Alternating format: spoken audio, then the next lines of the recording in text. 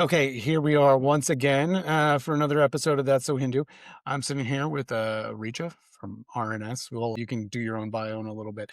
But before we even jump into that, what day is it? It's January 8th. And we've already had an eventful 2026. I am willing to say that on December 31st, you did not anticipate having to write the connection between Sai Baba and Nicolas Maduro already for this year. Am I right on that? Yeah, completely right. Didn't even, was spending time with family. All of a sudden, oh my goodness, a picture's surfacing of Maduro and Celia Flores at his feet. He's wearing a Ganesha watch in one of, these photos. And, this is my job. So it's really exciting, I think, actually, when that happens. Have you seen anything? I have not. Being anti-Hindu about it or any connection or anything. Like, hey, I haven't seen the community talk about it. I haven't seen any anti-Hindu sentiment coming out on X or anything, which we saw so much of in the past couple of months. And so I'm sort of waiting, sitting there like clenched up a little bit, waiting for it to happen. Have you seen anything or no? No, actually, no. Everyone's talking about the politics. and Yeah. I mean, it's certainly worthwhile talking about, but that's another show. Richa, I'm taking subtle pleasure, I will say, and then being on the other side of this. You're normally interviewing me or somebody. Give everybody, for you, people are finally seeing you. They may have seen your bylines in RNS and other places. Who are you? How did you come to this? Give everyone your bio. Well, I was going to say the exact same thing to you. It's always super fun to be interviewed, also. So thanks for this.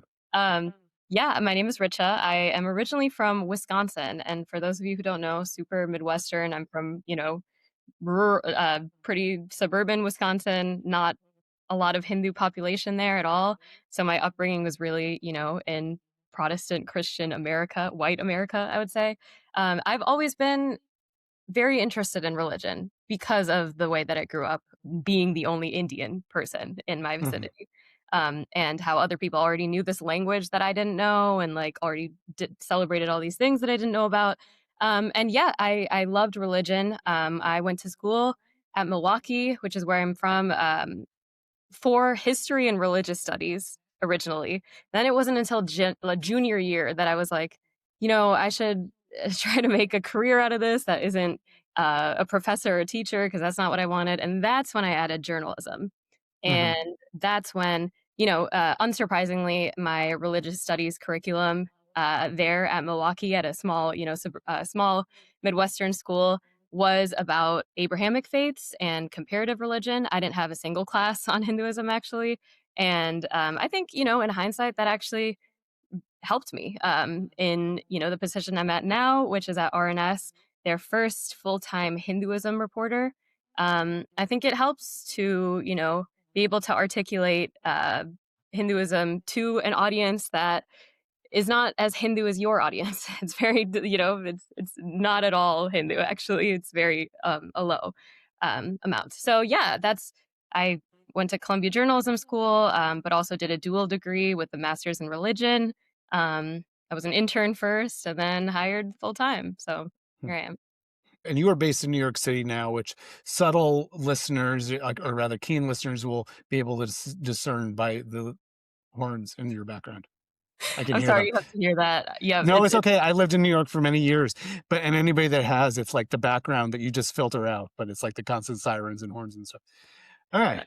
That's great. I mean, the purpose of this, the reason I wanted you on, was because I wanted to have a podcast episode for the Hindu American community, talking to somebody who is themselves Hindu and reporting on it, because part of my job is to talk to people like you and talk to other reporters about how Hinduism is reported and how people report on the Hindu American community.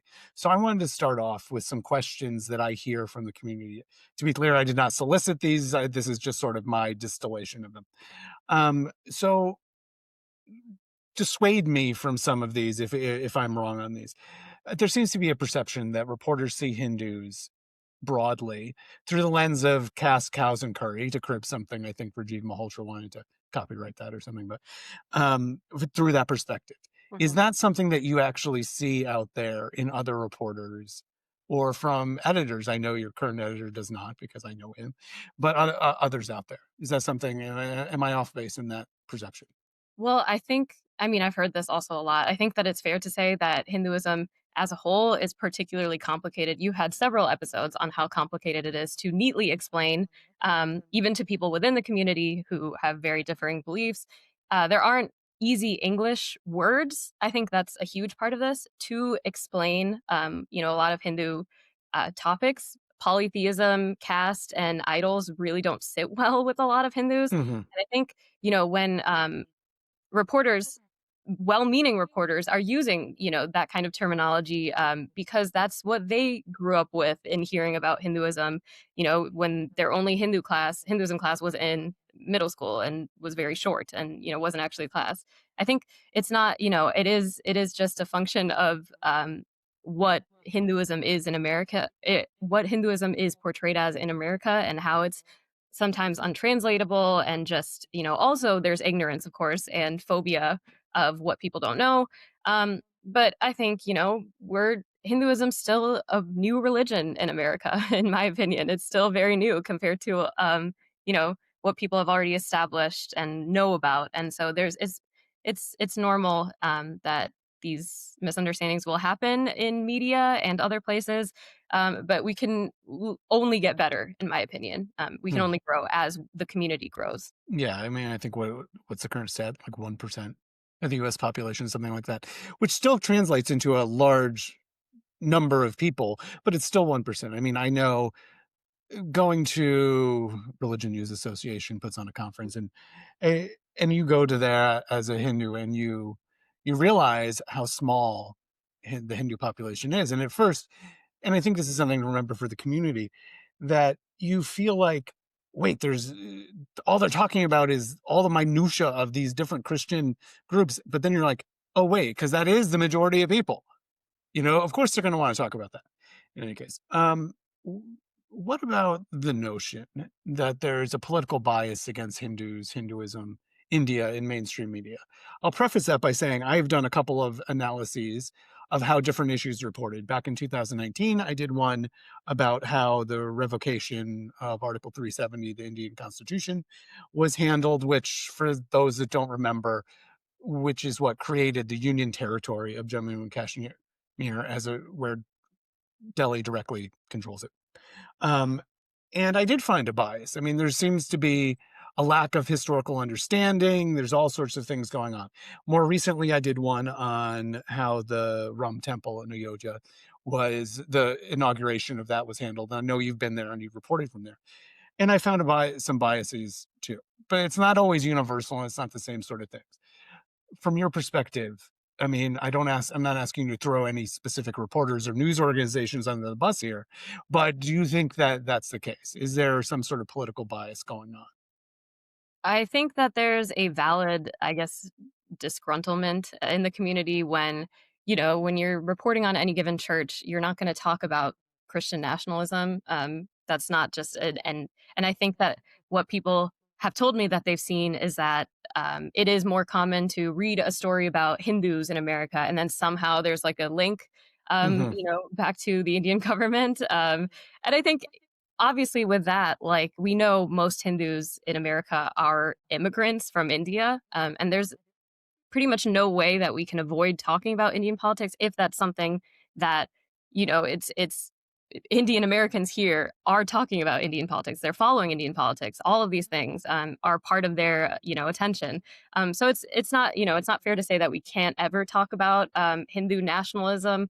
But at the same time, the fact that so many people are sorry for the siren. Yeah, hold on. So Let's. sorry. You know what we're gonna do here? We've Okay. got some weird technical, not weird. That's no totally normal in New York, but I'm here in California and I'm sitting by my window, and for suddenly it's gotten really cloudy. I think this is just all very sensitive also because Hindus in our community, even young college students, are being called Hindu supremacists and Hindu nationalists. And you talk about this a lot, Mhm. just for being maybe part of an organization, or just uh, even sharing a social media post about something, Article 370, or about Yeah. uh, Bangladesh or anything. Like, they're immediately called that. And I think that's also something. we need to talk about that. And I do think that there needs to be listening on both sides, though, because I don't Hmm. think also it's fair to throw out Hindu phobe. Just if disagreements happen, it's either Hindu nationalist or Yeah, Hindu phobe. I think that's true. So Um, in terms of the Hindu phobia thing, and I'll go out on the record and forgive me for everyone at HAF if I'm in disagreement on this. I mean, I think we use the term, not we generally, too much. We do. I mean, there, and I would say that the same thing as Islamophobia. Anti-Semitism's a little bit more complicated, but I think we throw around these accusations mhm, rather than too frequently. And when there, I think we should all have a little bit of a thicker skin towards criticism of one another.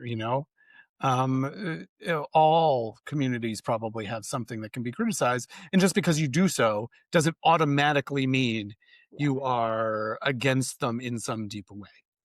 yeah. Is the way I see it. um, Um, okay. Here's another one we're going on. It's again political, and I don't know if you have insight into this, but that there's a left wing bias in a lot of journalism and reporting. And I will say my background in this before I was at HAF. I was a columnist, and I think there actually is. Um, Not deeply. I don't think every reporter's like uh, is a dues paying member of the Democratic Socialists of America by any means, but I think it's something that you get attracted into it that leads you this way. There's like some sort of compassion that aligns itself with leftism. And I certainly was this way. I don't know if I think the political ground has moved underneath me, so I don't know what I am anymore. right. But I mean, what do you think? Am I my intuition on the mark on that or no? Yeah, I mean, I think it's a pretty common perception of all journalism, all most major news outlets. People have this criticism or praise of Yeah. that they're left leaning. Um, I think w I think I wanna make a point here that, Okay. sometimes what I've experienced is that people read an article, and expect to agree with everything, expect that, if a voice is included that they disagree with or an organization is, asked a question, then, like, the entire article is biased in a Hmm. certain way. And this is, you know, personally, if I've been called a like both left-wing ideologue and then also Hindu nationalist, of course, then also like a brown sepoy, which is, Which is really funny, which is just ironic because you can't be a sepoy and not be brown. no, yeah. By definition, historically. Great point. No. Exactly. But I think overall, people see and confirm their biases, of course. And I think it's valid sensitivity given that Hindus are not used to seeing themselves represented in American journalism, Hmm. in the same way. Um, uh, the thing is, as a journalist, we have a responsibility to just talk about what is going on, who is talking about it, what voices are speaking on certain topics, how different people view caste discrimination laws. Hmm. That doesn't mean that, it I don't know. I think that I've gotten to learn this over the years is that it's hard because I am, like you said, I am a Hindu American, and it's a lot of the people I talk to are people who resemble people in my own personal life, and like I hated being called a brown sepoy. Like Hmm. it's not nice, and I know I should get a thicker skin also, but like that's journalism is objective. I'm not, Yeah. so No, no, no. I agree. I mean, I think every journalist, you're under some obligation to include a broad range of perspectives, and just because you do doesn't mean you agree with them. But I feel like we've fallen out of that. I think to bring it to events that have happened in the last 2 weeks, people like Barry Weiss have been called out for the 60 Minutes thing, where she held an article, reported piece article. I guess what are they called? The 60 Minutes show episode, because in her words, or what I found out later, is she wanted to include an Trump administration perspective. So and it wasn't there, and she wanted more of that. But she got widely pilloried for doing that by people that to me 15 years ago that would have been normal. you know you need to have that other perspective in there, and I don't know, I haven't seen the piece, so perhaps there's some detail I'm missing, but from what I know, what she asked to do was a totally normal thing. I mean, do you have any insight in that? Did you follow that more closely or no? No, but I would just agree that, that is the point of journalism. That's just my opinion, is to just inform, and if that means, I think people use the word platforming a lot, or like you They platform do. this person, and that means you're just giving into their ideology or whatever. But that person is publicly speaking on this issue, and like Right. I think they are being heard. So me interviewing them doesn't mean Um, I don't know. I just have thoughts on It, that. yeah, it feels like the platforming thing is that in I don't know what year it happened, but we've gotten into this place where it's even entertaining or publishing ideas. It The bar for what is beyond the pale is just I don't know where it is. It's just that, there's some ideas that are totally objectionable. Nick Fuentes, my God, the guy is a raging anti-Semite. He's clearly a racist, but unfortunately, his ideas have a place in the American discussion. So, to me, someone interviewing him and allowing him to present his ideas to me is not the end of the world. I want to know. And we have to engage with those ideas to shut them down. Or not even shut them down. I just contradict myself. To engage with them and provide counter argument. Yeah, Yeah. 100%. Yeah. All right. One more before we move on to some topical things. Um, I hear and perception that religion reporters in general, not you, but don't really understand Hinduism. Like other religion reporters, people who aren't Hindu on the religion beat don't get it. And again, to go back to my own experience, this is before you were at RNS. I once had a booth and I had a quiz. And frankly, everyone failed. Almost everyone failed, you know? And these were very basic questions that to pat myself on the back, every other religion presented there, if they gave me a quiz on this, I would have I would have done better than they did about Hinduism. What's your sense, and again, not calling out any specific reporters, Mhm. about people who cover religion or even maybe just the Hindu American community? What's their general level of knowledge? What's your sense of it? At least in the, religion reporting community that I've been a part of, there is an agreement on that, I would say that, it's one of the faiths, uh, along with a lot of other faiths that are Mhm. not Christian, or not, not Christianity or Judaism or Islam, that are really just not understood. And I don't think that's a fault, again, of Yeah, anyone who is a religion reporter. It's just that um, the whole education system on Hinduism hasn't been the same as other religions. And, yeah, I think, of course, there is, there obviously could be a lot more nuanced stories about Hinduism, from other religion reporters. But even those, I think, will still be imperfect given what Hinduism is, or what it yeah, yeah, isn't. yeah. Just by virtue of, I think there's an advantage to having someone, of course, who is familiar with the tradition, who has studied it in grad school, who can understand, the language used, who can even participate in rituals if that's necessary, to connect with people, and there's already an understanding between us. But at the same time, I have learned so much about Hinduism through religion reporting that I Mhm. wouldn't have known otherwise. From um, a lot of, I mean, maybe I shouldn't say this, but a lot of Indians may not know, or in Hindu Indians may not know about regional practices from Of like course. miles away from their house. I They're lesser known deities, or there's so many gurus and lineages that just aren't even known within our own Hindu community. So again, it's always going to be imperfect. It's just, I think, in Hinduism, knowledge is always just, such an important thing to Hindus, knowledge over ignorance. And literally all of us can be better at Mm. knowing more about Hinduism, is my take, I'd say. Yeah, I think there's wisdom in that. Um, what how do you balance full nuanced accuracy in reporting about Hinduism with meeting your reader at RNS where they are, acknowledging that most aren't Hindu? Like what's the thing? Because there's always with the diversity within Hinduism, there is always some point that somebody's going to get cranky, be like, you didn't quite get that right. But I Yeah. acknowledge as a communicator too, with a different thing, different angle on it, that you got to meet people where they are sometimes. You can't just sit there and at HAF, we were like, No, it's the Hindu Dharma traditions to recognize the diversity of it. But if you start out the door with that, people are like, wait, what? You lost them. How do you balance that in your work? Yeah, that's a great point and super important. I mean, so as always, it's almost been 3 years for me at RNS. But at the beginning of my coverage, and I'm still doing this, but many of the articles were like, what,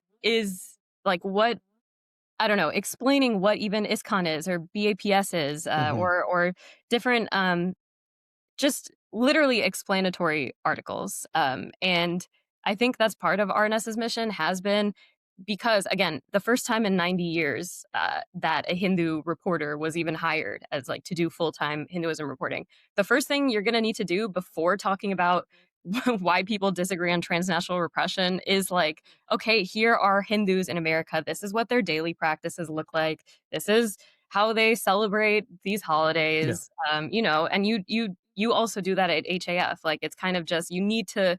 Unfortunately, I think a lot of people, like you said, are um, upset that our like the level of understanding about Hinduism is still at such a low place, considering Hindus that have achieved so many things, and Hindus that are super prominent. And I think there's like people are upset about that, but at the same time, like that's just again, we do unfortunately need to do a little more education than a lot of other faiths, and that's part of what I'm doing or what I hope to do as well. So Yeah. I wonder though, now that we've talked about that, I imagine if I was of any other community, even prominent ones, the majority ones, that I bet there are people within those going, the reporter's not getting it right. They're not getting the nuance right of something. I just don't know it, you know? exactly, exactly. So, Well, that's the thing. I mean, just my big point on why religion is just so personal, so vulnerable, so like important to so many people and so sensitive. And it's not just a Hinduism thing, like you said. yeah. It is just it's how it is. Yeah, yeah. All right, let's pivot a bit here, and look back. Over the last year, what do you think were the most important stories? I think you were included in a piece in this, so I think you might have thought about this one already. Okay, well, should I give my list? Yeah, give your list to people, and we can hold forth on them. I the biggest stories to me were, um, the rise of vandalism incidents, against Mhm. temples. I think that's not something that people were expecting. I think it's still very misunderstood by people outside of the Hindu community, and Indian community. I think that these temple vandalisms for anyone who might not know, that have graffiti that were, many of them had graffiti that were pointedly anti-Modi, anti-India, pro-Khalistan sometimes, things like that. I had people in the comments for stories, which I think it's a big story because I had like multiple this year, which is just very sad. But all of the comments, some of the comments were like, "Why are these Indians fighting each other?" Or like, "What's going Mhm. on?" I don't understand like what is going on with these. So I don't know. I think it's a extremely big story just because we're seeing these spiritual spaces in America, non-political spiritual spaces that are being affected by these really intense conversations for people in the diaspora and India. Um, which leads me to, I think immigration was like the biggest story in news, I think, this year. That's Yeah. my opinion. With Trump and Yes. yeah, I think that uh, there was a lot of anti-Indian hate and often anti-Hindu hate to H-1B recipients and newer immigrants, and that really came to the forefront this year. I think that also there were deportations of Bhutanese, Nepali-speaking Hindus as well. I think that these discussions about immigration have just become really, really important, and I think talking about how not every Hindu is part of this big model minority of, rich, wealthy, high achieving, highly educated people.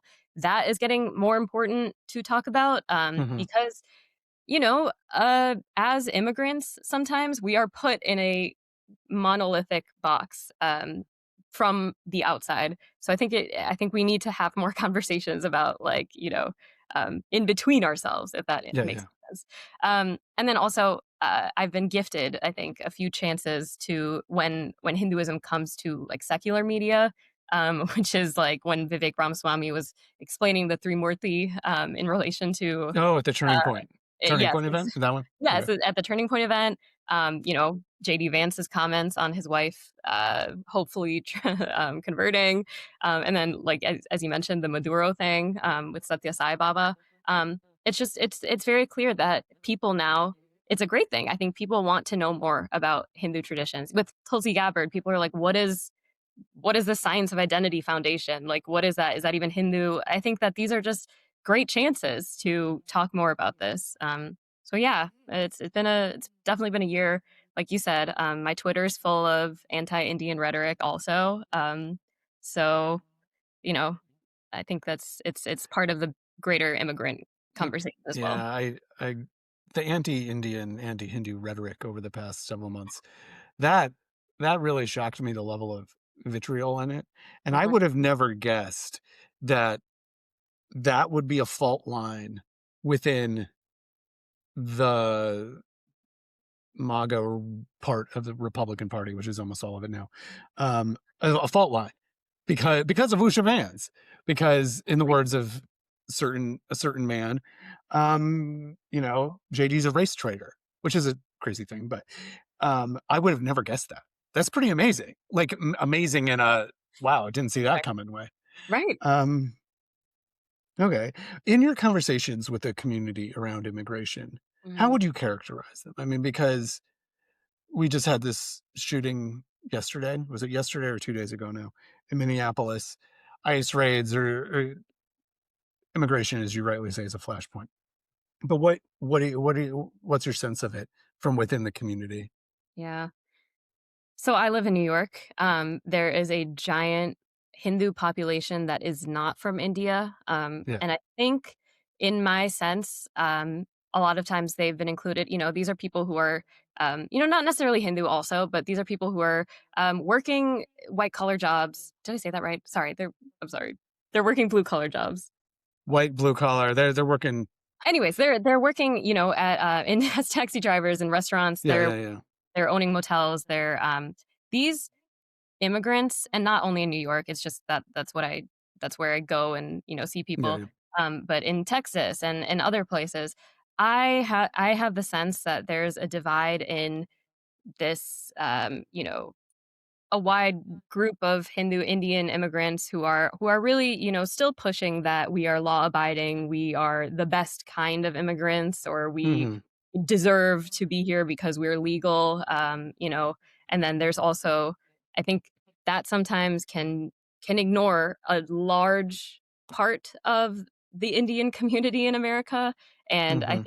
I just think that those conversations need to be had. We are not, yeah, I already said that. I already went on that. We are Yeah. not all like that, but I think that um I think it showed, and it, just to mention the story about the Bhutanese Hindus, who were deported back to Bhutan, who, they weren't able to live there in the first place because they were kicked out for practicing Hinduism.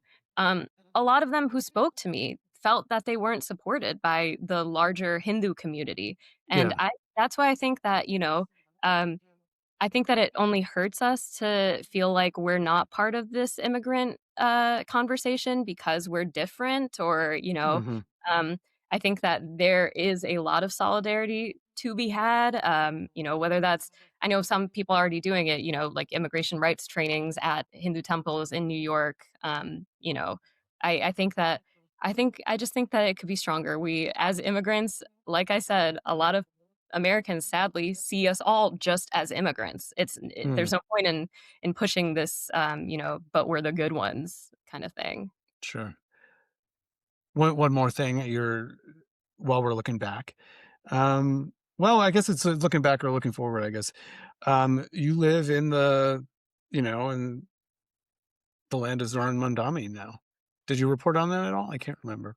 Yeah, it was joined. I joined forces with some other people at RNS who all live in New York and are all young, great reporters. Um, Yeah, I did. I think that that's also a very interesting thing to watch, is how differing the Hindu community was in their response to Mamdani. Because, as I said, spending time in Queens, New York, there's huge support for him from Hindus who are Hmm. there. Um, Indo-Caribbean Hindus, Bangladeshi Hindus also. I think then at the other hand, there are a lot of people who disagree with him, and a lot of Hindus who have really, really had problems with the way that he's talked about India, and of Yeah. course, you guys did a whole thing. I've come about it. I mean, I'm not a Mamdani supporter Right. by any means, but in talking to these Hindus from, we're talking about Queens out there, Uh-huh. Guyanese community is really strong, but not exclusive. Mhm.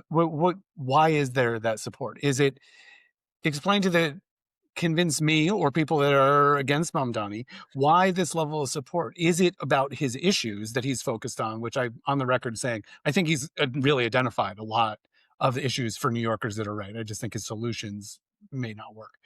Um, is it support for the issues? It's not that they're all sitting there being like, taking to the barricades and singing, some communist anthem. They're talking about these issues and they think he has a solution. Am I right on that? No, and that's exactly what we found from our reporting. Some of our, reporters who specifically spoke to Muslim communities to be like, oh, like, what's the reasons you support it? What are the reasons you support him? And it wasn't that he's also Muslim. It's the majority of people are like, it's because of the issues of affordability, and, we can't afford our rent, and the things that he is giving us hope about.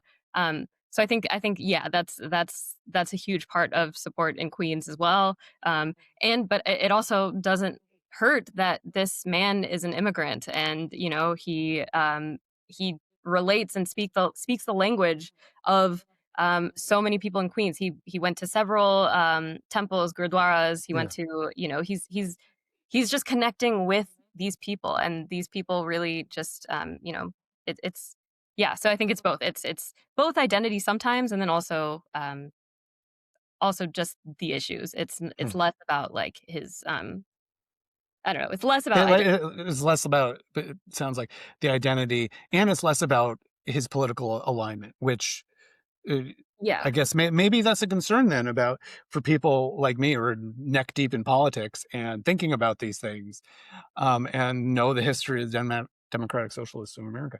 Um, what about his rap career? Have you seen his videos? Oh He's yeah. pretty good. He's good. I like them. People are like making fun of him, calling him a B-list rapper. I think some of them are really good. Is he winning a Grammy? But I'm like, no, these are. I like it. It's good, and I love his logo. He's got a lot going on. It's really pretty great. Um, Yeah. Even if I think his solutions are sort of wacky sometimes, or at least don't really fit with New York. In any case, let's move on. Um, look forward. We already talked about Maduro. We didn't see that one coming. But what are you going to be focusing on in the next year within the realm of being able to predict anything anymore? Mhm. Yeah. I think um yeah, obviously Hinduism is going to continue being a part of, I think, all of the things that I've mentioned: transnational repression, caste discrimination. These things are continuing to be, or will be talked about even more. And that's just something that I think I'm always going to be following as American Hinduism and what that means. Personally, I just wanted to say that I'm like really interested in temples, Hmm. and I think that just because what I've heard, it's always a thing that Hindu parents are afraid of their children losing the faith, how to pass Absolutely. it on. You guys literally just did that, also. We, The we, parents. we we did, but it is a perennial thing. And I don't know if it's true. Nor do I think it's necessarily unique to Hindus. This is probably something growing up, in general.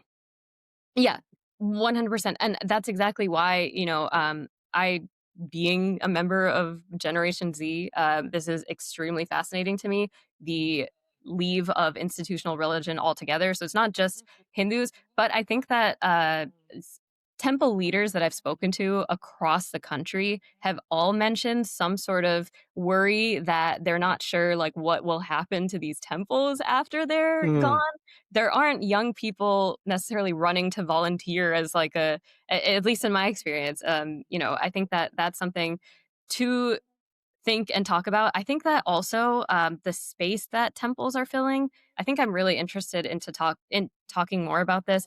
I've seen a handful of temples offering mental health services or substance abuse addiction services, or of course, youth activity, or like I said, immigration discussions and stuff. But I think that can still be more. I'm curious to find out, if there are more temples across the country that are really serving their communities in this way, Hmm. similar to other houses of worship. And back to the Gen Z thing, I think that something I've just always found interesting is because we as a generation are pushing institutional religion away, a lot of Gen Z is turning towards spirituality. But Sure. in this case, spirituality can often mostly mean, some form of dharmic Uh, practice.